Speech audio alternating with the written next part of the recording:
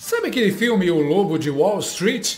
Aquele em que Jordan Belfort, vivido pelo Leonardo DiCaprio, passa o filme inteiro enganando o meio mundo, ganhando rios de dinheiro, vivendo como um príncipe, cheirando mais do que um tamanduá hiperativo e achando que nada nem ninguém o pegaria. Pois é, até o FBI bater na porta. Aí o lobo foi enjaulado e acabou delatando todo mundo. Colegas, sócios, cúmplices, os mesmos que ele chamava de irmãos. Um por um, ele entregou todos para salvar a própria pele. E olha que coincidência deliciosa. Essa semana, o ministro Luiz Roberto Barroso anunciou sua aposentadoria do STF e pouco depois apareceu praticamente implorando para os Estados Unidos devolverem o visto dele. Pois é, o homem que adorava dar lição de moral agora está prestes a dar lição de delação. Tudo indica que, para recuperar o green card emocional, Barroso vai fazer o mesmo que o Lobo de Wall Street, só que sem Wall Street, sem carisma e sem DiCaprio. Porque, no caso dele, o apelido certo não é o Lobo de Wall Street, é o Poodle de Brasília.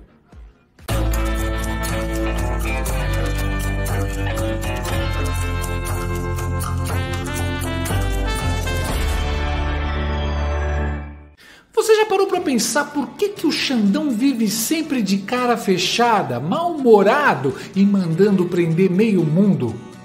Pois é, talvez seja porque ele não tem cabelo. A calvície não afeta só a aparência, derruba a autoestima, o bom humor.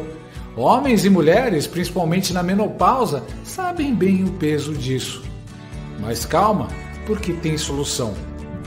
Hair Leo, um tônico capilar de última geração que age direto na raiz do problema, literalmente. Ele estimula o nascimento de novos fios, fortalece os que você já tem e combate a queda de forma comprovada. É fácil de usar, indolor e indicado para todas as idades. E atenção, que ligar agora para o número que aparece na tela garante um super desconto de 70% e ainda leva um brinde especial. Entrega rápida, resultados rápidos. Então peça já o seu Hair Leo e recupere seu cabelo e sua autoestima, porque a última coisa que o mundo precisa agora é de mais um Xandão.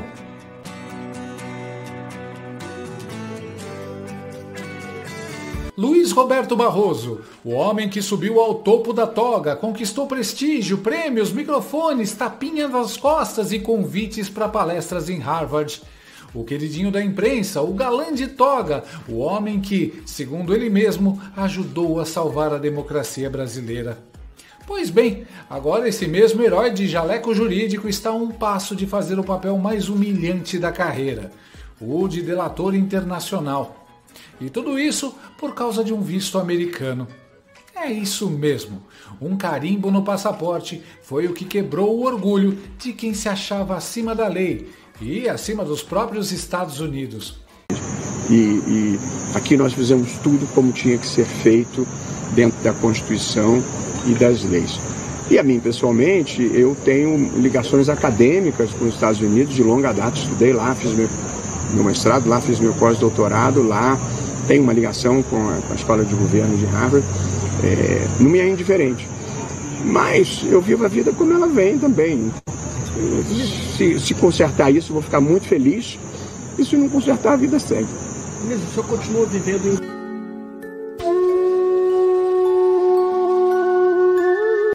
Barroso confidenciou a interlocutores que se sente o mais atingido pelas sanções impostas pelo governo Donald Trump. Entre todos os ministros do STF punidos, foi ele quem mais sentiu o golpe. E não é difícil entender por quê. Barroso não tinha só relações acadêmicas com os Estados Unidos, ele tinha um caso de amor com o país. Um romance digno de novela das 9. Harvard e eu, a história de um amor proibido entre um poeta de toga e o sonho americano.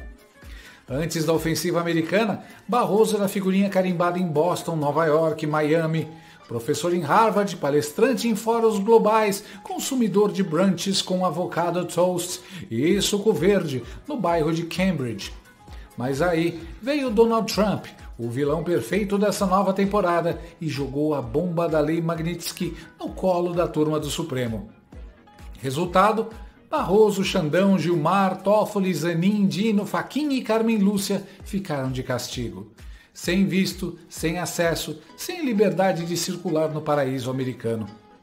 O passaporte de elite virou papel de parede. E aí, o que acontece quando o defensor da democracia perde o direito de passar férias em Key Biscayne? Acontece o que aconteceu. Lágrimas, discursos emocionados, voz embargada e uma súbita aposentadoria 8 anos antes da hora. Na despedida, Barroso falou dos sacrifícios e ônus da função que recaem sobre familiares inocentes. Como todos nós sabemos, os sacrifícios e os ônus da nossa função acabam se transferindo aos nossos familiares e às pessoas queridas.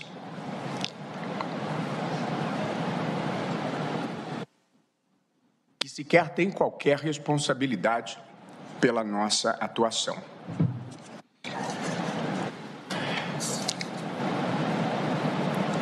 Pois é, ministro, difícil mesmo. O filho teve que largar o emprego no BTG Pactual de Miami, empacotar os ternos e voltar para o Brasil. O sonho americano virou a realidade tropical, sem Starbucks, sem Whole Foods, sem Harvard. É a primeira vez que a autoestima de uma família inteira é deportada. E tudo isso por quê? Porque o país que Barroso tanto amava, aquele que ele citava em discursos, aquele que o aplaudia em auditórios, resolveu aplicar nele a mesma régua que ele aplica aos outros: sanções por abuso de poder e violação de direitos humanos. A diferença é que lá a justiça funciona. Mas é claro, Barroso tentou disfarçar. Minha missão nada tem a ver com fatos da conjuntura atual, disse ele. E o Titanic não afundou por causa do iceberg. Foi apenas uma decisão amadurecida do capitão.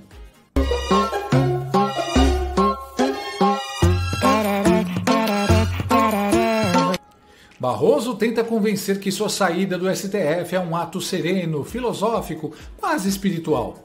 Mas todo mundo já percebeu que o verdadeiro espírito que o move é o medo de perder o apartamento de 22 milhões de reais em Miami, registrado, claro, em nome de uma offshore.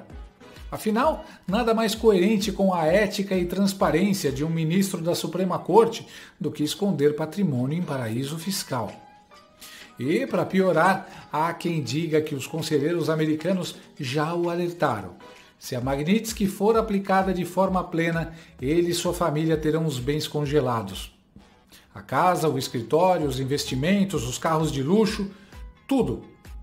Do dia para a noite, o Império Miami Barroso viraria pó, e não o tipo de pó que se vende em South Beach. Por isso, apressou-se a sair de cena, antecipou a aposentadoria em 8 anos e já começou a vender os bens, as mobílias e até os tapetes, como se estivesse num bazar de luxo da toga desesperada. Mas calma, o roteiro ainda tem plot twist. Logo após a conversa de Lula com Donald Trump, sim, aquela reunião virtual amistosa, Barroso anuncia a saída. Coincidência? Pode até ser, mas como diria o Coringa do Heath Ledger, eu não acredito em coincidências, só em planos bem executados. Barroso sabia que a jogada precisava de um gesto simbólico. Lula precisava de algo para oferecer a Trump, e o gesto veio. A cabeça de um ministro moderado, em troca de uma reaproximação diplomática. Lula posa de estadista conciliador, Trump posa de líder implacável e Barroso posa de sobrevivente. Perdeu, mané, numa mola. Mas o enredo é mais suculento. Há quem diga que, além de antecipar a aposentadoria, Barroso estaria negociando algo mais. Um acordo de delação premiada com o Departamento de Justiça dos Estados Unidos. Sim, brasilinas e brasileiros, o ministro virou delator. De Harvard para o FBI, de Key Biscayne para o confessionário americano. Breaking Barroso. O acordo seria uma espécie de Deluxe Plea Bargain, e em troca da devolução do visto, ele entregaria informações sobre seus colegas togados, especialmente Alexandre Uglandi. Porque, convenhamos, se há alguém que os americanos estão de olho, é o homem que tentou aplicar a censura dentro e fora do país. Barroso, o iluministro, pode ter decidido que, se é para cair, que cai atirando. Ou melhor, delatando. Imagina a cena. Barroso sentado diante dos agentes do DOJ, mãos cruzadas, olhar compenetrado, citando a Constituição Americana de 1787, entre uma confissão e outra. Meu nome é Luiz Roberto Barroso. Eu estou aqui para colaborar. Afinal, como diz o Manual dos Corruptos Arrependidos, quando o castelo desaba, só resta negociar os destroços. E se a troca for justa, um visto por uma delação, Barroso sai ganhando. Os americanos ficam com a narrativa, o Brasil com o espetáculo e o STF com o pânico. Porque se o Barroso da Harvard resolver abrir o bico, não sobra toga limpa em Brasília. E é justamente por isso que o clima entre os ministros está mais tenso do que jantar de família com herança para dividir. Barroso teria confidenciado que acha injusto o que aconteceu com Alexandre e sua esposa. Mas, curiosamente, não se solidarizou a ponto de compartilhar o mesmo destino. Ele quer salvar o visto, quer salvar o apartamento, quer salvar o ego. E quem tem tanto para perder sempre acaba falando demais. Nós derrotamos o bolsonarismo! Barroso pode até dizer que sai por razões pessoais, mas o script é claro. Ele está pulando do barco antes que o torpedo Magnitsky chegue. É o clássico instinto de autopreservação, aquele mesmo que a psicologia política ensina. Ninguém sai por altruísmo, só por medo. E medo ele tem de sobra. Medo de bloqueio de contas, medo de confisco, medo de ser o próximo no noticiário internacional. Aquele que gostava de ser chamado de jurista global, agora é global no sentido de sancionado. Mas não sejamos injustos. Ele ainda pode conseguir o que quer. Basta fazer o que tantos outros fizeram antes. Colaborar, entregar, delatar. Se confessar aos bastidores do STF, as pressões, as reuniões, as decisões políticas travestidas de sentenças, quem sabe o governo americano o perdoe. Quem sabe o visto volte. Quem sabe Harvard o receba de braços abertos. Quem sabe o sol de Miami volte a brilhar no seu condomínio de vidro e mármore. Afinal, se Saul Goodman conseguiu sobreviver a Walter White, talvez Barroso também consiga sobreviver a Alexandre de Moraes. Mas com uma condição, ele vai ter que falar e, como todo bom delator, vai ter que entregar o roteiro completo, com nomes, datas e gravações. A gente não perde. Olha lá, olha ali. Meu irmão. No fim, tudo se resume a uma ironia cósmica. O homem que se achava juiz do mundo agora implora para ser absolvido pelo sistema que ele venerava. A justiça americana, que ele sempre tratou como modelo, agora é o seu tribunal de apelação moral. Barroso não chora por arrependimento, chora porque perdeu o clube dos brunches, o visto americano e o acesso ao duty free de Miami. Chora porque descobriu que o poder que ele tanto idolatrava tem prazo de validade e não é renovável sem o aval do tio Sam. Anos de prestígio, influência e bajulação ruíram por causa de uma assinatura num decreto americano. A toga mais estrelada do país virou figurante no Tribunal do Império. E o herói da democracia virou protagonista de um drama sobre medo, vaidade e sobrevivência. Mas calma, a história ainda pode ter final feliz. Barroso, se estiver ouvindo, há uma saída. Ela se chama colaboração internacional. Basta abrir o coração, contar a verdade e deixar o sol de Key Biscayne iluminar a consciência. Porque aqui, a justiça não se curva à toga. Ela escuta, perdoa e recompensa. Faça a sua delação premiada, ministro. Quem sabe, entre a brisa do Atlântico e o pôr do sol sobre o mar, o senhor finalmente encontre aquilo que tentou negar aos outros, a liberdade. E que ironia, depois de uma vida inteira julgando os outros, chegou a hora de ser julgado pela própria história. Mas fique tranquilo, Barroso. Nos Estados Unidos, ao menos, ainda existe o direito de defesa. E, quem sabe, uma cela com vista para o mar. No fim das contas, Jordan Belfort delatou os lobos de Wall Street para fugir da cadeia. E Barroso vai delatar os lobos de toga para fugir da Magnitsky. A diferença é que um queria liberdade, o outro quer é o visto de volta e um frappuccino em Miami. Fico no tribunal mais alguns dias da próxima semana para devolver alguns pedidos de vista e encerrar as pendências.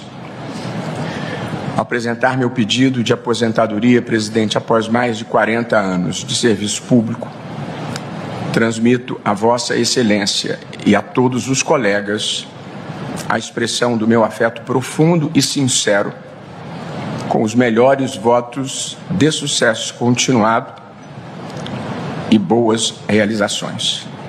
Assim, amém. Muito obrigado. Gostou desse vídeo? Então inscreva-se no canal, comente, curta e compartilhe com seus amigos. Não gostou? Compartilhe com seus inimigos. Até o próximo vídeo, se o mundo não acabar antes. Por hoje é só.